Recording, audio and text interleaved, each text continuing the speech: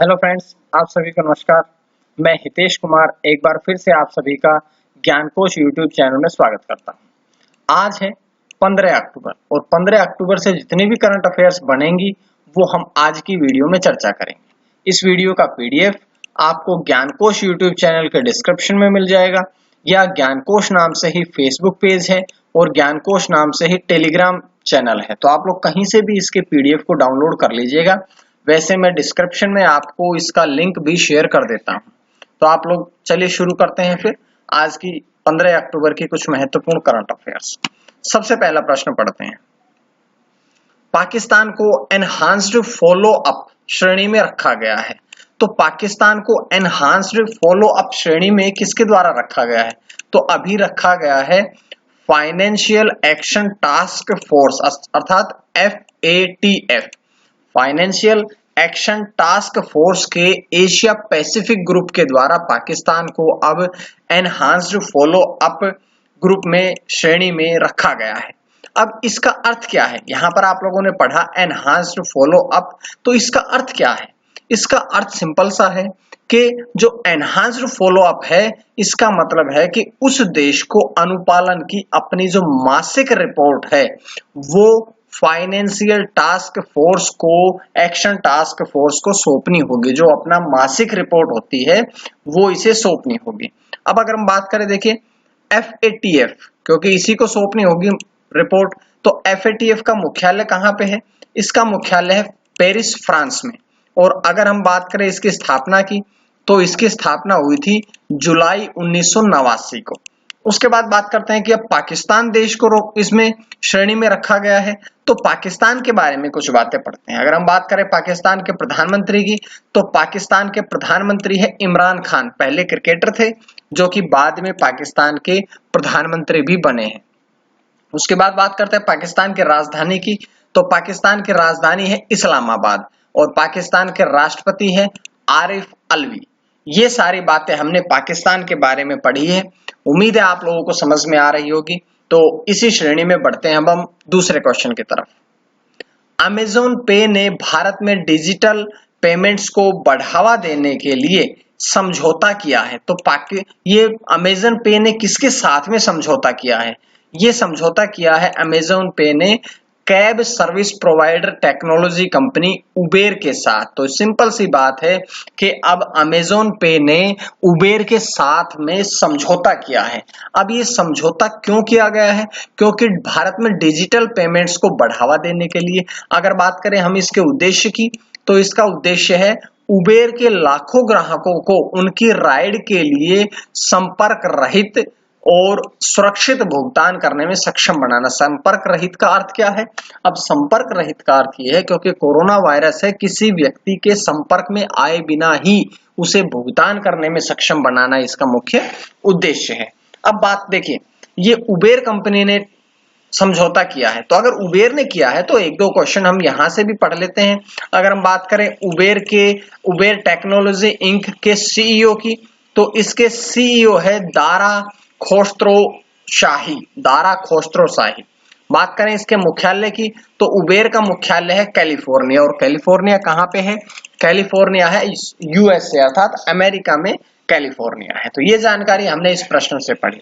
उसके बाद है अगला प्रश्न। टीम भारत पे को शुरू करने की घोषणा की गई है। तो टीम भारत पे को शुरू करने की घोषणा किसके द्वारा की गई है? ये घोषणा की गई है भारत पे के द्वारा। अब भारत पे ने टीम भारत पे को शुरू करने की घोषणा की है, लेकिन ये जो सीरीज है ये किसके द्वारा निर्देशित की जाएगी? तो ये सीरीज निर्देशित की जाएगी बॉलीवुड निर्देशक पुनीत मल्होत्रा के द्वारा। ये जो टीम भारत पे बनाने की जो घोषणा करी है, इसको निर्देशित यानी कि डायरेक्टिंग करेंगे निर्देशक पुनीत मल्होत्रा। अब टीम भारत पे को के ब्रांड एम्बेसडर के रूप में 11 क्रिकेट खिलाड़ियों को जोड़ा गया है। और अगर हम बात करें वो 11 क्रिकेट खिलाड़ी कौन कौन से हैं, तो वे 11 स्टार या 11 क्रिकेट खिलाड़ी है। सबसे पहले तो रोहित शर्मा, दूसरे है जसप्रीत बुमराह, तीसरे है KL राहुल, चौथे हैं मोहम्मद शमी, रविंद्र जडेजा, सुरेश रैना, श्रेयस अय्यर, पृथ्वी शॉ, संजू सैमसन, यजुवेंद्र चहल और अंतिम है शुभमन गिल। इन 11 खिलाड़ियों को इसका ब्रांड एम्बेसडर भी बनाया गया है। तो ये जानकारी हमने यहाँ से पढ़ी। उसके बाद है अगला प्रश्न। देखिए मैं आपको बताऊं कि बहुत जल्द आप लोगों की जो क्लासेस है वो लाइव शुरू करेंगे, और लाइव शुरू करने में बस ज्यादा दिन नहीं, इस सप्ताह के अंत तक मैं प्रयास कर रहा हूं कि आप लोगों की ऑनलाइन क्लास या लाइव क्लासेस आप लोगों को प्रोवाइड कराई जा सके। तब तक आप लोग इसी प्रकार से मेरे साथ में जुड़ करके पढ़ते रहिएगा। अगला प्रश्न है अंतरराष्ट्रीय मुद्रा कोष IMF ने भारत की जीडीपी का पूर्वानुमान लगाया है। तो भारत की जीडीपी का जो पूर्वानुमान लगाया है अब IMF ने, वो कितना लगाया है? तो जो वर्तमान में वित्त वर्ष चल रहा है 2020-21 का जो वित्त वर्ष है, इस वित्त वर्ष के लिए भारत की जो ग्रोथ रेट है उसको -4.5 से अब -10.3% कर दिया गया। अब ये देखिएगा, पहले IMF ने भारत की जीडीपी का पूर्वानुमान लगा दिया था जो कि 4.5% नकारात्मक था, जो कि अब 10.3% नकारात्मक कर दिया गया। यानी कि 4.5 से बढ़ा करके 10.3% कर दिया गया। बढ़ाने का अर्थ ये है कि नकारात्मक में है कि नेगेटिव में ये किया गया है, क्योंकि अभी भारत की -23 पॉइंट समथिंग आया था, लेकिन अब की बार आएगा -10.3, ऐसा पूर्वानुमान लगाया है IMF ने। अब IMF के बारे में हम पढ़ें, सबसे पहले तो इसकी full form international monetary fund. International monetary fund, इसके मुख्यालय बहुत बार पूछते हैं क्योंकि ये एग्जाम से संबंधित प्रश्न है। ये जो मैंने आप लोगों को टिक मार्क कर दिए हैं ये एग्जाम में पूछे जाने वाले प्रश्न हैं, तो आप लोगों ने इसी प्रकार से पढ़ना है। अगर हम बात करें IMF के मुख्यालय की, तो इसका मुख्यालय है वाशिंगटन DC, जो कि अमेरिका में है। अगर हम बात करें IMF के मुख्य अर्थशास्त्री की, तो गीता गोपीनाथ जो है वो IMF के अर्थशास्त्री है, मुख्य अर्थशास्त्री। उसके बाद में अगर हम बात करें प्रबंध निदेशक और अध्यक्ष कौन है इसके, तो इसके प्रबंध निदेशक यानी कि मैनेजिंग डायरेक्टर, और इसके प्रेसिडेंट की अगर हम बात करें तो इसके प्रेसिडेंट है क्रिस्टीना जॉर्जिवा। तो ये सारी जानकारियां हमने इस प्रश्न से पढ़ ली है। उसके बाद बढ़ते हैं हम अगले प्रश्न की तरफ। अल्बानिया गणराज्य में भारत के अगले राजदूत बने हैं। तो अल्बानिया गणराज्य जो है इसमें भारत के अगले राजदूत कौन बने हैं? अभी राहुल श्रीवास्तव को अल्बानिया गणराज्य में भारत का अगला राजदूत नियुक्त किया गया है। अगर हम बात करें अल्बानिया गणराज्य में राजदूत की, तो वो तो बता चुके हैं क्योंकि राहुल श्रीवास्तव है। अब हम बात करें अगर राहुल श्रीवास्तव की, तो वे 1999 बैच के भारतीय विदेश सेवा अधिकारी हैं, ये बात जरूरी थी। उसके बाद में बात करें कि अब तो वो अल्बानिया गणराज्य में राजदूत रहेंगे, लेकिन इससे पहले वो कौन से पद पर कार्यरत थे? तो इससे पहले जो थे वो राहुल श्रीवास्तव वर्तमान में रोमानिया में भारत के राजदूत थे, और अब उन्हें रोमानिया से बदल करके अल्बानिया गणराज्य में नियुक्त कर दिया गया है। अब अल्बानिया गणराज्य में उन्हें नियुक्त किया गया है, तो अल्बानिया गणराज्य से एक दो प्रश्न बन सकते हैं। जैसे बात करें राजधानी क्या है, तो तिराना जो है वो अल्बानिया गणराज्य की राजधानी है। बात करें राजभाषा की, तो राजभाषा है अल्बानियाई। और प्रधानमंत्री की अगर हम बात करें तो ईडी रामा। ये देखिएगा इंग्लिश में भी लिखा हुआ है, क्योंकि इंग्लिश और हिंदी जो है वो थोड़ी थोड़ी प्रोनाउंसिएशन में इधर उधर हो सकती है, तो इसलिए मैंने इसको इंग्लिश में भी लिखा है और हिंदी में भी लिखा है, आप लोग पढ़ लीजिएगा। उसके बाद बढ़ते हैं हम अगले प्रश्न की तरफ। दिल्ली की वायु गुणवत्ता बहुत खराब स्तर पर पहुंची। देखिए बहुत खराब का अर्थ क्या है, ये बात पहले समझिएगा।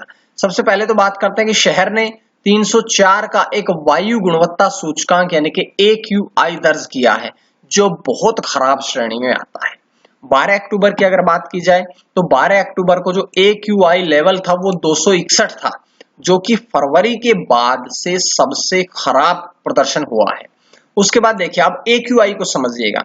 अगर एक वायु में AQI का स्तर 0 से 50 के बीच में रहता है तो ये अच्छा माना जाता है। इसके बाद में अगर 51 से 100 के बीच में रहता है तो इसे संतोषजनक कह सकते हैं कि ठीक ठाक कर सकते हैं। उसके बाद अगर 101 से 200 के बीच में रहे तो इस AQI को मध्यम स्तर का माना जाता है। उसके बाद 201 से 300 के बीच रहे तो ये खराब की श्रेणी में आता है, लेकिन 301 से ऊपर चला जाए जो कि 400 से कम रहे तो इसे बहुत खराब की श्रेणी में रखा जाता है। तो यहाँ पे देखिएगा 304 आया था, जो कि बहुत खराब की श्रेणी में आता है। तो यहाँ से आप लोगों को समझ में आया होगा कि बहुत खराब क्या है। उसके बाद एक और स्टेज भी है जो कि 400 से ऊपर की श्रेणी में आता है, 401 से 500 के बीच में आता है। यदि AQI लेवल 401 से 500 के बीच में हो तो इसे गंभीर कहा जाएगा, इसे खतरनाक कहा जाएगा, इसे लोगों के सांस लेने के लिए बिल्कुल भी सेफ नहीं बताया जाएगा। तो इसलिए ये दिल्ली की जो वायु गुणवत्ता थी वो बहुत खराब की श्रेणी में आ गई है। उसके बाद है अगला प्रश्न, गोवा सरकार ने 2 नए पुलिस जिले बनाने का निर्णय लिया है। गोवा राज्य में 2 नए पुलिस जिले बनेंगे। तो 2 नए पुलिस जिले कौन कौन से बनेंगे? सबसे पहले तो बनेगा मापुसा और दूसरा है पोंडा। मापुसा और पोंडा 2 नए जिले बनेंगे। इसके साथ साथ ही गोवा राज्य में पुलिस जिलों की संख्या कुल कितनी हो जाएगी? 4 हो जाएगी। तो 2 ये बने हैं, 2 इससे पहले थे। तो ये गोवा में फैसला लिया गया है, गोवा में ये 2 नए जिले बनाने का निर्णय लिया गया है। उसके बाद में अगर हम बात करें कि गोवा की, तो गोवा की राजधानी क्या है? पणजी है। गोवा में जिले कितने हैं? 2। संविधान के 56वें संविधान संशोधन के द्वारा गोवा में 2 जिले हैं। गोवा का गठन कब हुआ था?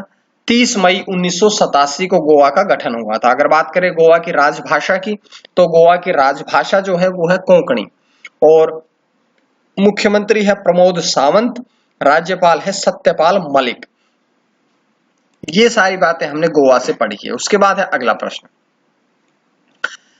ओडिशा के पूर्व स्पीकर शरद कुमार कर का निधन। शरद कुमार कर का निधन हुआ है, जिनका ऐसा कहा गया है कि उनकी कोरोना वायरस के कारण में उनका निधन हुआ है। कोरोना वायरस, उनका कोरोना टेस्ट जो था वो पॉजिटिव पाया गया। उसके पश्चात ओडिशा के पूर्व स्पीकर शरद कुमार कर का निधन हो गया।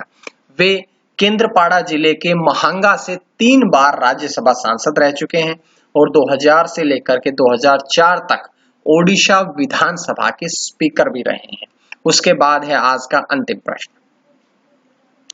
देह वीचवा करणी नामक पुस्तक का विमोचन किया गया। तो देह वीचवा करणी जो है, इस पुस्तक का विमोचन हमारे देश के प्रधानमंत्री नरेंद्र मोदी द्वारा किया गया है। अगर हम बात करें, ये पूर्व केंद्रीय मंत्री डॉक्टर बाला साहब विखे पाटिल की आत्मकथा ये जो पुस्तक है, और इसका अर्थ है अपना जीवन किसी नेक काम के लिए समर्पित करना। तो ये थी आज की कुछ महत्वपूर्ण करंट अफेयर्स। उम्मीद है आप सभी को करंट अफेयर्स पसंद आई होगी, और अगर करंट अफेयर पसंद आई तो आप लोग ज्ञानकोश यूट्यूब चैनल को सब्सक्राइब कर लीजिएगा, ताकि आपको डेली इसी प्रकार से वीडियोस मिलती रहे। और आप लोगों के लिए ज्ञानकोश टेलीग्राम ग्रुप भी है और ज्ञानकोश फेसबुक पेज भी है, जिनका लिंक आपको मिल जाएगा डिस्क्रिप्शन में ही। ज्वाइन करिएगा ताकि आपको ज्यादा से ज्यादा नॉलेज मिलती रहे। आज के लिए इतना ही। माँ सरस्वती की कृपा आप सभी पर बनी रहे। आप सभी का बहुत बहुत धन्यवाद।